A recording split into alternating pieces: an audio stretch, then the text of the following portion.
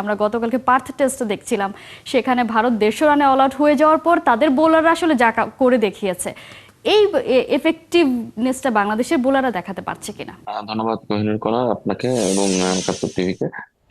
প্রথমেই বলতে চাই যে আপনাদের রিপোর্টের লাস্ট লাইনটা তেমনই ছিল যে আসলে খুব বেশি কেউ এগিয়ে নেই। আহ, আমারও একই মত যে খুব বেশি কেউ এগিয়ে নেই, কিন্তু ওই একটু বেশি যে এগিয়ে আছে সেটা ওয়েস্ট ইন্ডিজ। কিন্তু 5 উইকেটে 250 রান এবং বর্তমানে টেস্ট ক্রিকেট যদি আপনি চারপাশে দেখেন এবং ওয়েস্ট ইন্ডিজের এই অ্যান্টিগার মাঠের হিস্ট্রি যদি দেখেন, সেই তুলনায় বলতে হবে যে ওয়েস্ট ইন্ডিজ একটু হলেও এগিয়ে আছে। এবং আজকে কত রান করবে ওয়েস্ট ইন্ডিজ সেটা একটা চ্যালেঞ্জ তো অবশ্যই। 250 থেকে যদি আরো 100 150 রান করে ফেলে তারা, সেক্ষেত্রে কিন্তু 400 রান হয়ে যেতে পারে।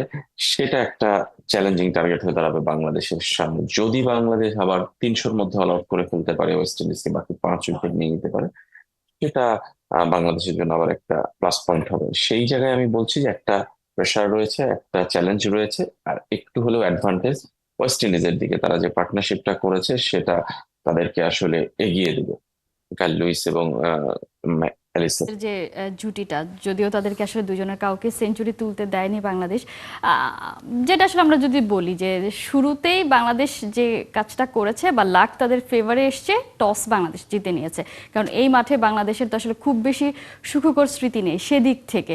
কারণ বাংলাদেশ যদি আগে ব্যাটিং করতো তাহলে কি হতো হয়তো আমরা দেখতাম যে এরকম একটা সিচুয়েশনে নেই বাংলাদেশ। সেই সুযোগ আসলে বোলাররা কতটা কাজে লাগিয়েছে। আর আপনি বলছিলেন যে আরও তো আশেপাশে অনেক টেস্ট ম্যাচ চলছে, আমরা গতকালকে পার্থ টেস্ট দেখছিলাম, সেখানে ভারত 150 রানে অল আউট হয়ে যাওয়ার পর তাদের বোলাররা আসলে যা করে দেখিয়েছে, এই এফেক্টিভনেসটা বাংলাদেশের বোলাররা দেখাতে পারছে কিনা। হ্যাঁ, দুটো জিনিস। একটা হলো যে পার্থ টেস্টের সাথে সরাসরি কম্পেয়ার করলে অনেকগুলো কিছু আলোচনা আসে। একটা হলো যে ভারত এবং অস্ট্রেলিয়ার বোলিং কোয়ালিটি, উইকেটের আচরণ এবং কন্ডিশন সবগুলো আসলে একটু ডিফারেন্ট ওয়েস্ট ইন্ডিজের সাথে এবং বাংলাদেশের বোলারদের সাথে। সুতরাং একবারে সরাসরি কম্পেয়ার করা যাবে না এবং একই পাল্লায় মাপাও যাবে না আমার মনে হয়। বাংলাদেশের বোলারদের যে সামর্থ্য আছে পেস বোলারদের, সেটা কিন্তু কালকে তারা দেখিয়েছে। এবং পেস বোলিং নিয়ে আমরা সাম্প্রতিক সময়ে বেশ ভালোই প্রশংসা করি।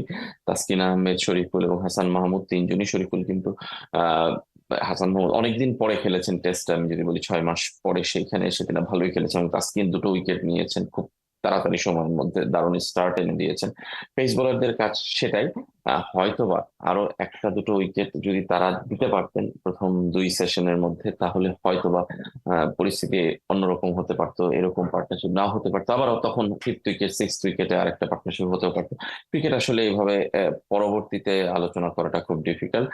কিন্তু আমার মনে হয় যে বাংলাদেশের বোলাররা স্টার্টটা এনে দিয়েছে। যদিও সেকেন্ড নিউ বলে বাংলাদেশের বোলাররা কিন্তু ভালো করতে পারেনি, এটা আপনাকে মনে রাখতে হবে যে 5 উইকেট পড়ে যাওয়ার পরে কিন্তু দিনের শেষ সময়টা খুব সাবলীল ভাবেই শেষ করেছেন দুই অপরাজিত ব্যাটার। সেইটা আমার মনে হয় একটু চিন্তার কারণ, যে উইকেটের আচরণ চেঞ্জ হচ্ছে, সেটা বাংলাদেশ আসলে কতটা আজকে যদি ব্যাটিং এ নামে সেটা কতটা কাজে লাগাতে পারবে।